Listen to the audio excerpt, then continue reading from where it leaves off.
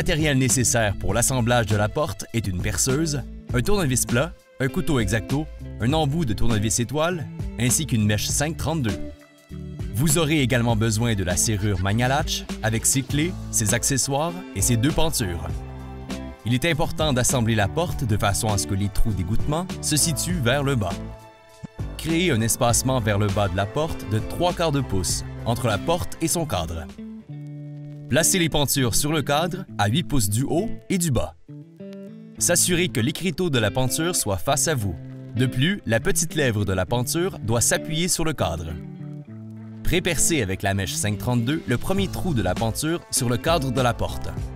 À ce même trou, insérez la vis, puis insérez la deuxième. Répétez cette séquence pour la deuxième penture. Assurez-vous de bien aligner la penture au cadrage de la porte. Vous pouvez maintenant utiliser les vis auto-perçantes pour finaliser l'assemblage. Pour chacune des pentures, insérez le tournevis plat dans la fente du haut et tournez d'un cran anti-horaire afin d'augmenter la tension des pentures.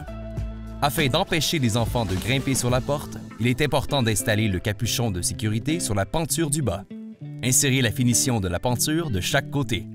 Placez les verrous sur le cadre extérieur, puis percez à l'aide de la mèche 532 le trou du bas afin de faciliter l'ajustement futur. Vissez ce trou de façon temporaire, puis répétez cette séquence pour le verrou du haut en vissant de façon permanente. Glissez la serrure Magnalatch dans les 2 supports à l'aide des encoches prévues à cette fin et finalisez de fixer le support du bas. Nous vous recommandons de surélever la porte afin de faciliter l'assemblage. Placez la partie femelle de la serrure sur la partie intérieure de la porte. Pré-percez l'intérieur de la porte et fixez de façon permanente par la suite. Insérez le couvercle de finition sur la serrure. Finalisez l'installation de la serrure en la vissant sur le cadre. À l'aide de la vis prévue à cet effet, finalisez l'ajustement de façon à aligner les traits. Une fois l'ajustement terminé, fixez le tout à l'aide de la vis en stainless.